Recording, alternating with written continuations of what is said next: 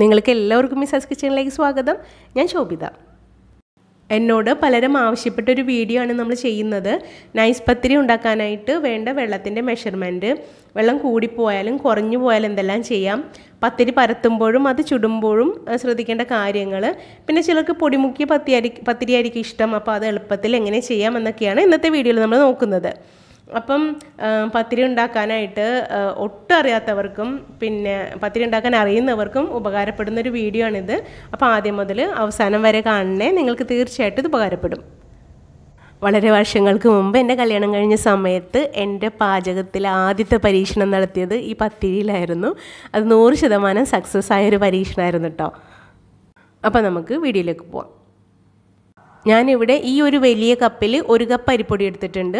ഇത് നമ്മൾ സാധാരണ ഇടിയപ്പത്തിനും പത്തിരിക്കൊക്കെ എടുക്കാറുള്ള വറുത്ത അരിപ്പൊടിയാണ്. പുട്ടിൻ്റെ തരിതരിപ്പുള്ള അരിപ്പൊടിയല്ല കേട്ടോ.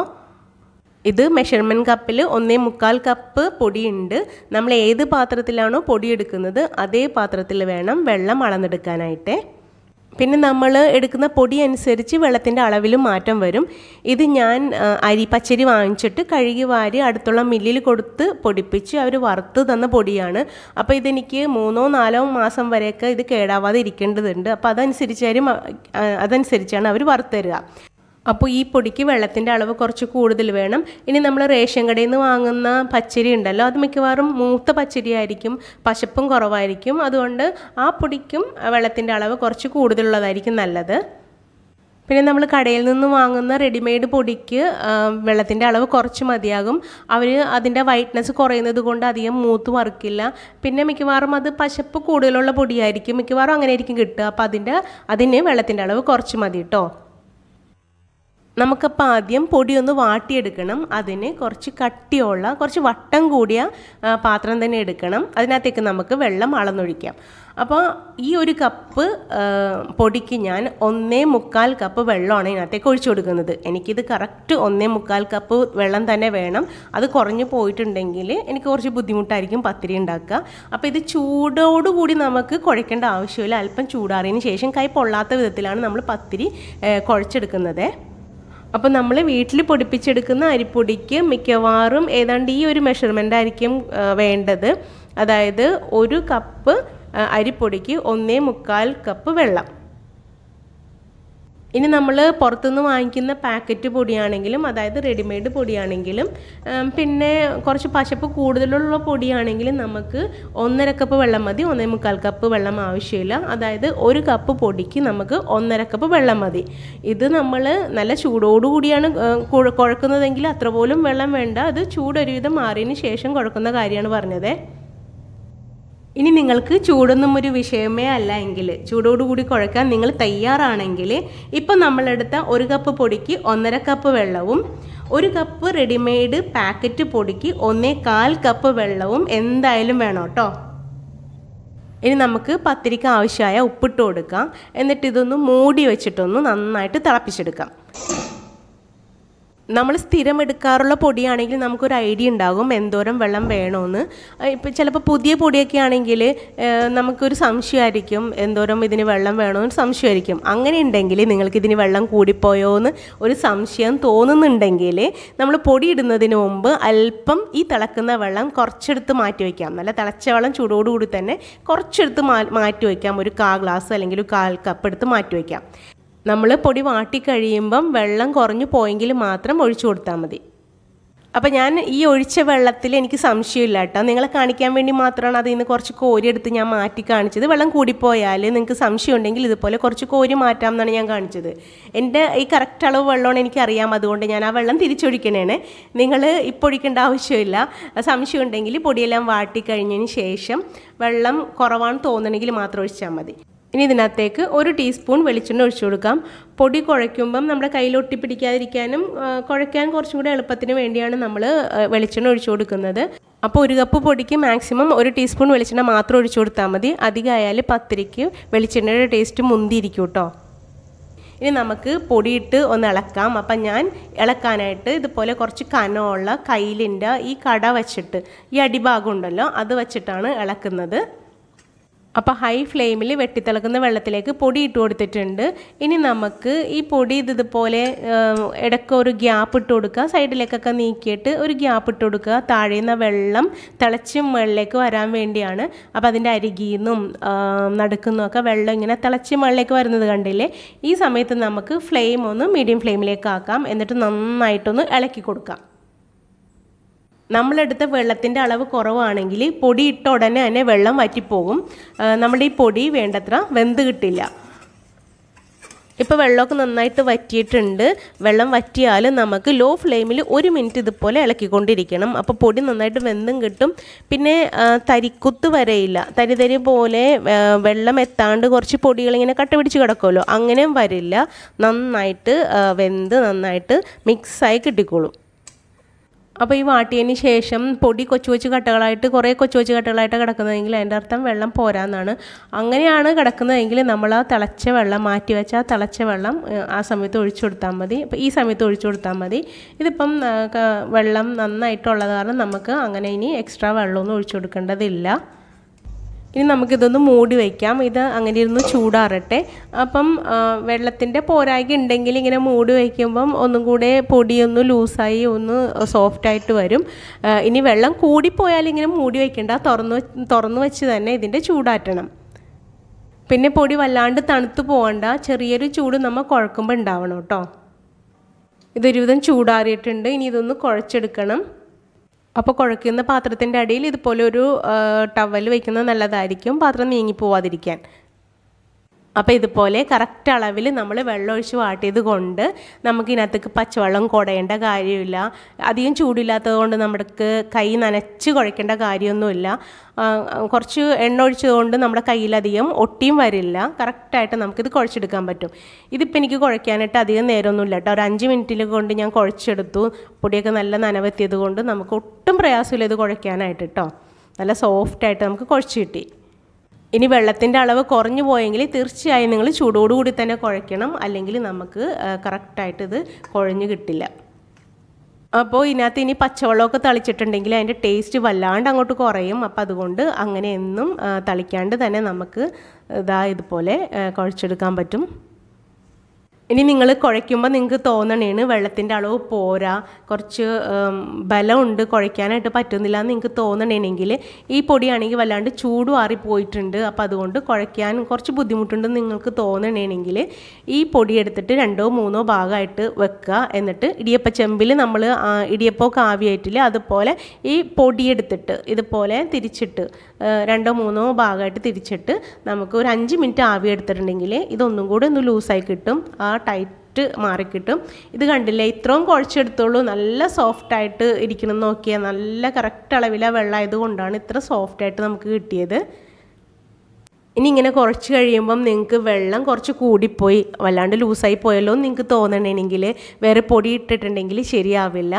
അപ്പം ചെയ്യാനുള്ള ഒരു മാർഗം എന്ന് പറഞ്ഞാൽ ഇത് ഫ്രീസറിൽ കുറച്ച് നേരം എടുത്ത് വയ്ക്കുക, അല്ലെങ്കിൽ ഫ്രിഡ്ജിൽ കുറച്ച് അധികം നേരം എടുക്കേണ്ടി വരും. ഫ്രീസറിലാണെങ്കിൽ ഒരു 1/4 മണിക്കൂർ വെച്ചതിന് ശേഷം കുഴച്ചെടുത്തിട്ടുണ്ടെങ്കിൽ വെള്ളം കറക്റ്റാകും.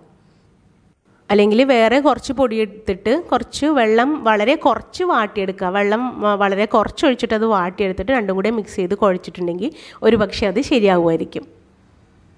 ഇനി പത്തിരിക്ക് എത്രയും വലിപ്പം വേണം അതനുസരിച്ച് നമുക്ക് ഇത് ഉരുളകളാക്കാം. അപ്പം ഞാൻ ഇതെല്ലാം ഇതുപോലെ ബോൾസ് ആക്കി എടുത്തിട്ടുണ്ട്. പിന്നെ ഇത് നമുക്ക് കൈ കൊണ്ട് ഉരുട്ടി ഷേപ്പാക്കണമെന്നില്ല കേട്ടോ. നമ്മൾ പ്രസ്സിലാണ് പരത്തുന്നതെങ്കിൽ ആ ഷേപ്പായി തന്നെ നമുക്ക് കിട്ടിക്കോളും. ഇത് കണ്ടോ, ഇതുപോലെ ഉരുട്ടി ഷേപ്പാക്കണമെന്നില്ല. ഇനി നമുക്കിത് വേണമെങ്കിൽ ഒരു സ്റ്റിക്ക് വെച്ച് പരത്തിയെടുക്കാം, അല്ലെങ്കിൽ ഇതുപോലത്തെ ഒരു പ്രസ്സിൽ വെച്ചിട്ട് പ്രസ് ചെയ്തെടുക്കാം.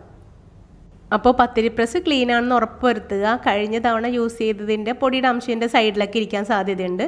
അതൊക്കെ നന്നായിട്ട് റബ്ബ് ചെയ്ത് തുടച്ചതിന് ശേഷം മാത്രം രണ്ടാമത് ഉപയോഗിക്കാൻ പാടുള്ളൂ. അപ്പം നമ്മൾ നേരത്തെ ബോളാക്കി വെച്ചില്ലേ, ഷേപ്പ് ചെയ്യാത്ത ഒരു ഉരുളെടുത്തിനകത്തേക്ക് വെച്ചിട്ടുണ്ട്. പിന്നെ ഒരു കാര്യം, പത്തിരി പ്രസ് വാങ്ങിക്കുമ്പോൾ 1-2 കാര്യങ്ങൾ ശ്രദ്ധിക്കാനുണ്ട്. ഒരാൾ എൻ്റെ അടുത്ത് കമൻറ്റിലൂടെ ചോദിച്ചാണ്, ഞാൻ ക്ലിയർ ചെയ്ത് കൊടുത്താണ്, എന്നാലും അതിൻ്റെ ഒരു വീഡിയോ ചെയ്യാമെന്ന് വിചാരിക്കുന്നുണ്ട്. പിന്നെ പൊടി നന്നായിട്ട് കുഴയെത്തിയിട്ടുണ്ട്, നന്നായിട്ട് കുഴച്ച് കിട്ടിയിട്ടുണ്ട്. പിന്നെ നമ്മുടെ പ്രസ്സും നല്ലതാണെങ്കിൽ നല്ല പെർഫെക്റ്റ് നൈസ് പത്തിരി നമുക്ക് ഉണ്ടാക്കാം. അപ്പോൾ ഇതിനകത്ത് നമുക്ക് വേറെ പൊടിയോ എണ്ണയോ ഒന്നും തേക്കേണ്ട ആവശ്യമില്ല, അല്ലാതെ തന്നെ നമുക്കിത് പരത്തിയെടുക്കാം.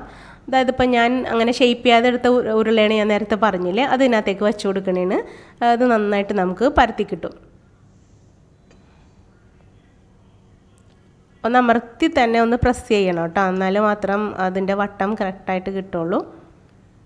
ഒരുപാട് വലിയ ഉരുളയൊന്നുമല്ല എടുത്തത്, എൻ്റെ പ്രസ് ചെറുതായതുകൊണ്ട് അതനുസരിച്ചുള്ള ഉരുളയാണ് എടുത്തത്. ഇത് കണ്ടില്ലേ, ഷേപ്പ് ചെയ്യാതെ എടുത്ത ഉരുളയായിട്ടും കറക്റ്റ് വട്ടത്തിൽ കിട്ടി. സൈഡൊന്നും പിന്നെ എന്താ പറയുക ഷേപ്പില്ലാതെ വന്നൊന്നുമില്ല, കറക്റ്റ് ഷേപ്പിൽ തന്നെ കിട്ടി. ഇനി നിങ്ങൾക്ക് ഇത്രയും വട്ടം പോരാ, ഇതിനേലും നൈസാകണം എന്നുണ്ടെങ്കിൽ ഇത് മാക്സിമം നൈസാണ്, ഞാൻ ഇതിൽ കൂടുതൽ നൈസാക്കാറില്ല. ഇനി ഇതിൽ നൈസാണെന്നുണ്ടെങ്കിൽ നമുക്ക് ഇത് പൊടി മുക്കിയിട്ട് ജസ്റ്റ് ഒന്ന് ആ സ്റ്റിക്ക് വെച്ചൊന്ന് പരത്തിയെടുക്കാം. ഇനി പത്തിരി പ്രസ് ഇല്ലാത്തവർക്ക് നേരെ ഉരുള എടുത്തിട്ട് പരത്തിയെടുക്കാം. അതൊക്കെ കുറച്ച് ടൈം എടുക്കും, ഞാൻ ഒരിക്കലും അങ്ങനെ ചെയ്യാറില്ല. ഈ പ്രസ്സിലാണ് എപ്പോഴും പത്തിരി ഉണ്ടാക്കാറ്. അപ്പോൾ അതാ താഴെ അല്പം പൊടി തൂകി പത്തിരി വെച്ചു, മുകളിൽ പത്തിരിയുടെ മുകളിലും കൂടെ അല്പം പൊടി തൂകിയിട്ട് നമുക്കിതൊന്ന് പരത്തിയെടുക്കാം. ഇതിപ്പോൾ സ്റ്റിക്ക് വെച്ച് ഇങ്ങനെ പരത്തിയിട്ട് മാക്സിമം എത്രയും ആകുന്നുള്ളൂ, ഇനിയും നൈസാക്കിയിട്ടുണ്ടെങ്കിൽ കീറിപ്പോകും. ഇനി നമുക്ക് 2 പത്തിരി ഒന്ന് ചുട്ട് നോക്കാം. അപ്പോൾ പത്തിരി ചുടുമ്പോഴും 1-2 കാര്യങ്ങൾ ശ്രദ്ധിക്കാനുണ്ട്. അപ്പോൾ ഒരു ഉരുളെടുത്തൊന്ന് പ്രസ് ചെയ്തെടുത്തിട്ടുണ്ട്. ഇനി നമുക്കിതൊരു തവയിലേക്ക് ഇട്ട് കൊടുക്കാം. അപ്പോൾ ഞാനിവിടെ പത്തിരി തവയാണ് എടുത്തിരിക്കുന്നത്. ഒരു 4 വലിയ പത്തിരി ഒരുമിച്ച് ചുടാൻ പറ്റിയ തവയാണ് കേട്ടോ. ഇനി നിങ്ങളുടെ കയ്യിൽ ഇത്രയും വലിപ്പമുള്ള തവയില്ലെങ്കിലും ചെറിയ തവയാലും മതി. അതിനകത്തേക്ക് ഇട്ട് കൊടുത്തിട്ടുണ്ട്. തവ നന്നായിട്ട് ചൂടായതിന് ശേഷം മാത്രം പത്തിരി ഇട്ട് കൊടുക്കാൻ പാടുള്ളൂ. ഇതുപോലെ ചെറിയ ചെറിയ കൊമളയല്ല ഒരു തരി പോലെ ഇല്ലേ, അത് വന്നതിന് ശേഷം മാത്രം ഇത് മറിച്ചിട്ട് കൊടുത്താൽ മതി. മറിച്ചിട്ട് കൊടുക്കുമ്പം തവി കൊണ്ടൊന്നും പ്രസ് ചെയ്യാതെ തന്നെ ഇങ്ങനെ ഒറ്റയടിക്ക് ഇതിങ്ങനെ പൊങ്ങി വന്നോളൂ കേട്ടോ. ഇനി സൈഡിൽ നിന്നൊന്നും പൊങ്ങിയില്ലാന്ന് തോന്നണമെങ്കിൽ പതുക്കെ ഒന്ന് നീക്കി കൊടുത്താൽ മതി. അപ്പോൾ കൈവച്ച് നീക്കണമെന്നില്ല, ഒരു തവി വെച്ച് നീക്കിയാൽ മതി, അല്ലെങ്കിൽ ഒന്ന് പ്രസ് ചെയ്ത് കൊടുത്താൽ മതി. അപ്പോൾ അങ്ങനെ വേണം പത്തിരി ചുടാൻ. 2 പ്രാവശ്യം മാത്രം, ഒരു പുറം ഇട്ടു പിന്നെ മറിച്ചിട്ട് കൊടുക്കുമ്പം പൊങ്ങി വരണം. ഇപ്പം ഇതുപോലെ ചുടരുത്, ഇപ്പം നമ്മൾ കാണിക്കുന്നത് പോലെ ചുടരുത്. ഒരു പുറം അധികം ചൂടാവുന്നതിന് മുമ്പ് നമ്മൾ മറിച്ചിട്ടു, പൊങ്ങി വന്നില്ല, പ്രസ് ചെയ്തിട്ടും പൊങ്ങി വന്നില്ല, വീണ്ടും നമ്മൾ മറിച്ചിട്ടിട്ടാണ് പൊങ്ങി വരുന്നതെങ്കിൽ പത്തിരിക്ക് കുറച്ച് കനം ഉണ്ടാകും, അത്ര നൈസ് പത്തിരി നമുക്ക് കിട്ടില്ല. അപ്പോൾ ഇതുപോലെ ഒരിക്കലും നിങ്ങൾ ചുടരുത്. ഞാൻ ആദ്യം കാണിച്ച പോലെ വേണം പത്തിരി എപ്പോഴും ചുട്ടെടുക്കാനായിട്ട്. അതായത് പത്തിരി നമ്മളിട്ട് നന്നായിട്ട് ചൂടായതിന് ശേഷം മാത്രം മറിച്ചിടുമ്പം ഒറ്റയടിക്ക് അത് പൊങ്ങി വരണം, അപ്പോഴാണ് പെർഫെക്റ്റ് പത്തിരി കിട്ടുക. അപ്പം നമ്മൾ ഈ ചുട്ട 2 പത്തിരിയുടെയും വ്യത്യാസം ഒന്ന് കാണിച്ചു തരാം. ഇത് കുറച്ച് കനമുണ്ട്, ഇത് തീരെ കനമില്ല കേട്ടോ. അപ്പം നമ്മൾ 2-3 പ്രാവശ്യം തിരിച്ചു മറിച്ചിട്ട പത്തിരിക്ക് കുറച്ച് കട്ടി കൂടുതലാണ്, ഇതിനേലും കുറച്ച് കട്ടി കൂടുതലാണ്. ഇനി നമ്മളുടെ തവ കുറച്ച് വലിയ തവയായ കാരണം എങ്ങനെയാണ് ഞാൻ പത്തിരി ചുടാറെന്നൊന്നും കൂടി നോക്കാം. നമ്മൾ പ്രസ് ചെയ്ത് ഇപ്പോൾ 4 പത്തിരി ഇങ്ങനെ ഇട്ട് കൊടുത്തിട്ടുണ്ട്. അപ്പം ഏറ്റവും ആദ്യം ഇട്ട പത്തിരി നന്നായിട്ട് ചൂടായിട്ടുണ്ടാവും, നമുക്ക് നടുക്കോട്ട് വലിച്ചിടാം. അപ്പോൾ പെട്ടെന്ന് ചൂട് കിട്ടുമല്ലോ. ഹൈ ഫ്ലെയിമിൽ വെച്ചോണം കേട്ടോ ഇതെല്ലാം ചുട്ടെടുക്കാനായിട്ട്. അത് പൊങ്ങി വരുമ്പം അതെടുത്ത് മാറ്റിയിട്ട് പിന്നെ അടുത്ത ചൂടായ പത്തിരി ഉണ്ടല്ലോ, അതായത് രണ്ടാമത് നമ്മൾ ഇട്ട പത്തിരി, അത് നടുക്കോട്ട് വെച്ച് കൊടുക്കാം. അപ്പോൾ അതും പൊങ്ങി വരും. അപ്പോൾ വീണ്ടും നമ്മൾ പ്രസ് ചെയ്തിട്ട് അതിൻ്റെ പ്ലേസിൽ ഒരു പത്തിരിയും കൂടെ വെച്ച് കൊടുക്കാം. അങ്ങനെ വേണം ചുടാനായിട്ട്. അപ്പോൾ നമ്മുടെ ടൈം ഒട്ടും വേസ്റ്റ് ആവില്ല, പെട്ടെന്ന് നമ്മുടെ പണി കഴിഞ്ഞ് കിട്ടും. വെറുതെ നമുക്ക് നിൽക്കേണ്ടി വരില്ല, പെട്ടെന്ന് നമ്മുടെ പണി കഴിഞ്ഞ് കിട്ടും. അപ്പോൾ ഇതെല്ലാം പൊടി മുക്കാത്ത പത്തിരിയാണ്. നോൺ സ്റ്റിക്കിൻ്റെ പാത്രം ഉണ്ടെങ്കിൽ നമുക്കിതുപോലെ പൊടി മുക്കാതെ തന്നെ പത്തിരി എളുപ്പത്തിൽ ചുട്ടെടുക്കാം. അതേസമയം മുമ്പൊക്കെ നോൺ സ്റ്റിക്കിൻ്റെ പാത്രമൊന്നും ഇല്ലല്ലോ, അപ്പോൾ പൊടി മുക്കിയാണ് പത്തിരി ചുടാറ്. പിന്നെ ചിലവർക്ക് ഇപ്പോഴും പൊടി മുക്കിയ പത്തിരി ആയിരിക്കും കുറച്ചും കൂടി ഇഷ്ടം, ടേസ്റ്റായിട്ട് തോന്നുന്നത്. അപ്പം നമുക്ക് വളരെ എളുപ്പത്തിൽ ഒരാളുടെ സഹായം ഇല്ലാണ്ട് തന്നെ പൊടി മുക്കിയെടുക്കാം. പണ്ടെന്ന് പറയുമ്പം ഒരാൾ പൊടി മുക്കിയിടും, അപ്പോൾ ഒരാൾ തട്ടിയെടുക്കും, അങ്ങനെയൊക്കെയാണ് പത്തിരി ചുടാറ്. ഇത് അത്രയും പ്രയാസമില്ലാതെ നമുക്ക് വേറൊരാളുടെ സഹായം അല്ലെങ്കിൽ അധികം ടൈം ചിലവാക്കാണ്ട് പൊടിയും നമുക്ക് മുക്കിയെടുക്കാം. അത് എങ്ങനെയെന്ന് കാണിക്കാം കേട്ടോ. അപ്പോൾ ഇതുവരെ നിങ്ങൾക്ക് ഈ വീഡിയോ ഇഷ്ടമായാൽ തീർച്ചയായും ഒരു ലൈക്ക് കൊടുത്തേക്കണം. പിന്നെ ഈ ചാനൽ സബ്സ്ക്രൈബ് ചെയ്യാത്തവർ സബ്സ്ക്രൈബ് ചെയ്ത് തന്നെ സപ്പോർട്ട് ചെയ്യണം. ഒപ്പം തന്നെ ബെല്ലൈക്കൺ എനേബിൾ ചെയ്ത് ഓളും കൂടെ ഒന്ന് പ്രസ് ചെയ്തിട്ടുണ്ടെങ്കിൽ ഞാനിടുന്ന വീഡിയോസിൻ്റെ നോട്ടിഫിക്കേഷൻ നിങ്ങൾക്ക് ലഭിക്കുന്നതാണ്. അപ്പോൾ മിക്ക കറികളും തന്നെ പത്തിരിക്ക് ചേരും. ഇന്ന് ഞാൻ ഉണ്ടാക്കിയിരിക്കുന്നത് മുട്ടക്കറിയാണ്, തേങ്ങാപ്പാലാണ് മുട്ടക്കറി ഉണ്ടാക്കിയിരിക്കുന്നത്. ഞാനിതിൻ്റെ വീഡിയോ ഇതിന് മുമ്പ് ഇട്ടിട്ടുണ്ട്. നല്ല ടേസ്റ്റാണ്, നല്ല കോമ്പിനേഷനാണ്. നോമ്പിനൊക്കെ മിക്കവാറും ഈ മുട്ടക്കറി ആയിരിക്കും ഉണ്ടാക്കുക. മുട്ട റോസ്റ്റിനേക്കാളും പത്തിരിക്ക് ചേരുന്നത് ഈ ഒരു കറിയാണ്. ഇനി ചിക്കൻ ആണെങ്കിലും തേങ്ങാപ്പാൽ ഉണ്ടാക്കുന്ന ചിക്കൻ കറി നല്ല കോമ്പിനേഷനാണ്. അപ്പോൾ ഇതിൻ്റെ രണ്ടിൻ്റെയും ലിങ്ക് ഞാൻ ഈ വീഡിയോക്കൊപ്പം കൊടുക്കാം, അതൊന്ന് കണ്ടു നോക്കണേ. ഇനിയിപ്പോൾ നിങ്ങൾക്ക് പൊടിമുക്കിയ പത്തിരി ഇഷ്ടമാണെങ്കിൽ ഇതുപോലത്തെ ഒരു തുണി എടുത്തിട്ട് പൊടിയിലൊന്ന് ടച്ച് ചെയ്തെടുക്കുക. എന്നിട്ട് നമ്മൾ പ്രസ് ചെയ്ത് പത്തിരി ഇടില്ലേ അതിനകത്തേക്ക് അതിൻ്റെ മുകളിലേക്ക് ഒന്ന് ജസ്റ്റ് ഇങ്ങനെ കാണിച്ചു കൊടുക്കുക. പാത്രത്തിലും കുറച്ച് പൊടി ഉണ്ടാവണം കേട്ടോ, അല്ലെങ്കിൽ തമ്മിൽ ഒട്ടിപ്പിടിക്കും. അപ്പോൾ അതെങ്ങനെ നമുക്ക് ഒട്ടിപ്പിടിക്കാതെയും കിട്ടും. പിന്നെ ഈ പൊടി നമുക്ക് തട്ടിക്കളയേണ്ട ആവശ്യവുമില്ല.